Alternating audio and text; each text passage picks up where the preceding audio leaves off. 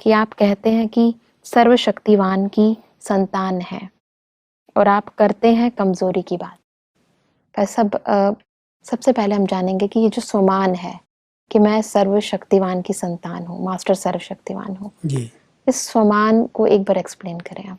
कोई भी बात बार बार रिवाइज की जाती है जी।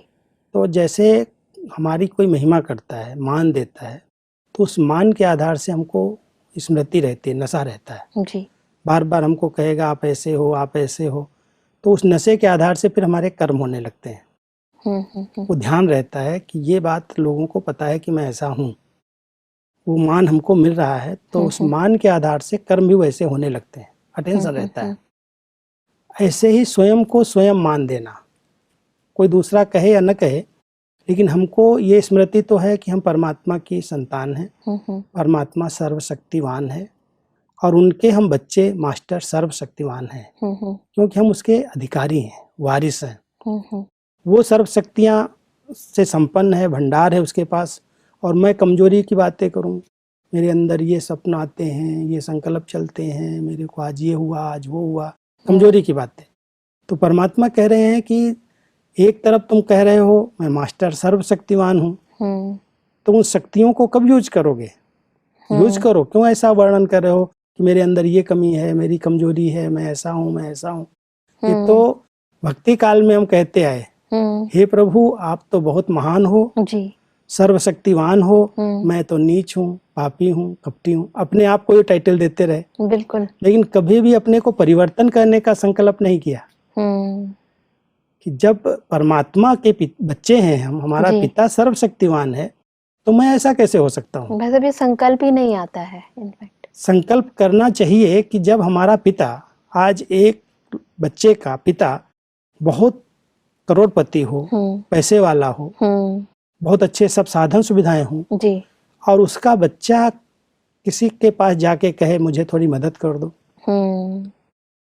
मेरे पास ये नहीं है, मेरे को ये चाहिए, तो लोग पहले क्या सोचेंगे? पहले तो यही संकल्प चलेंगे, इसके पिता के पास इतनी प्रॉपर्टी है, वो तो सेठ नगर है, नगर का सेठ है, और उसके बच्चे को क्या हुआ? जरूर इसका पिता के साथ कुछ खटपट होगी, संबंध ठीक नहीं होगा, इसलिए मांगने आया है। बिल्कुल। तो परमात्मा को भी लगता है कि मेरे बच्चे और एक कमजोरी की बातें कर रहे हैं।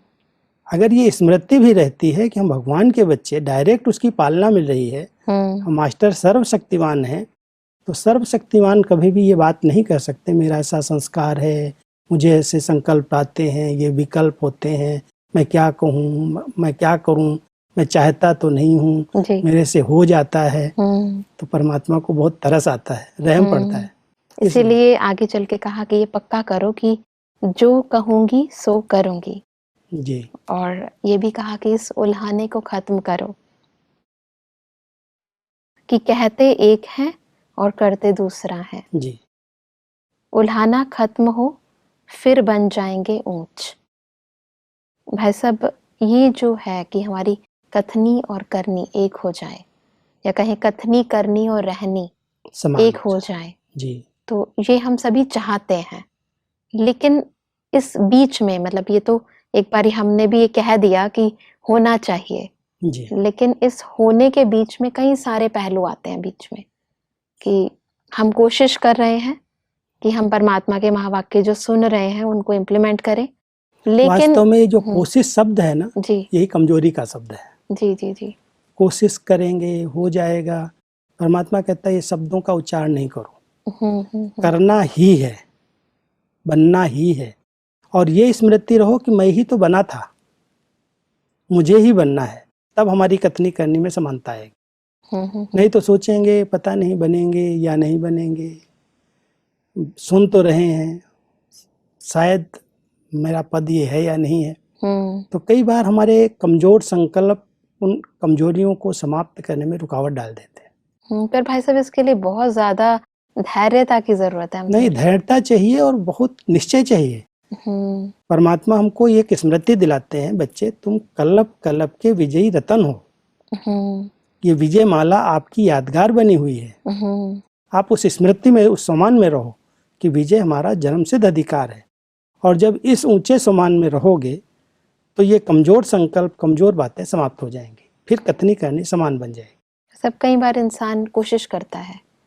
फिर कोई बात आ जाती है, फिर दोबारा कोशिश करता है, फिर कुछ और हो जाता है, करता है और हर बार ही कुछ हो जाता है। ऐसे में उसका उमंग और उत्साह कम हो जाता है। उसको कभी भी पढ़ाई को छोड़ना नहीं चाहिए। जी। कोई कारण से कोई बात आ गई तो निराश और उदास न हो करके अपने पुरुषार्थ को, जो परमात्मा की बनाई हुई दिनचर्या है, हाँ जी, उसको छोड़े नहीं। बातें आएंगी, खत्म हो जाएंगी। जी।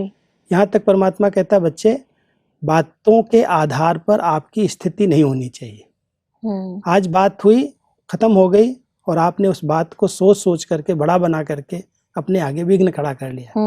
बात तो चली गई, लेकिन उसको सोच के उसको लंबा खींच लिया आपने।